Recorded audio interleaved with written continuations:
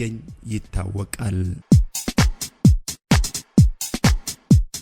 የሌተናል ጀነራል ታደሰ ወረደ ፕሬዝዳንትነት በአሜሪካ አድናቆት ተቸረው። የአሜሪካ አምባሳደር በኢትዮጵያ ኤርቪን ማሲንጋ ሌተናል ጀነራል ታደሰ ወረደ የትግራይ ጊዜያዊ አስተዳደር ፕሬዝዳንት ሆነው መመረጣቸውን የፕሪቶሪያው ስምምነትን ዳግም እንደሚያረጋግጥና ለትግራይና ለኢትዮጵያ ፍላጎቶች ምላሽ ለመስጠት ያለውን ቁርጠኝነት እንደሚያሳይ ገልጸዋል። አምባሳደሩ በሰጡት መግለጫ የሰላም ስምምነቱ በታደሰ መሾም ዳግም መረጋገጡንና ተፈናቃዮች ወደ ቀያቸው ለመመለስ የቀድሞ ታጣቂዎች ትጥቅ ለማስፈታትና የህግ የበላይነትን ለማክበር የገቡትን ቃል አድንቀዋል።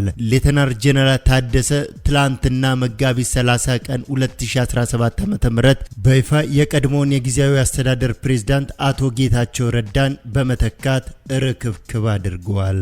ይህ የአመራር ለውጥ ህወሓት ውስጥ ለወራት የቆየውን የውስጥ ክፍፍል ተከትሎ የተከናወነ ነው ተብሏል።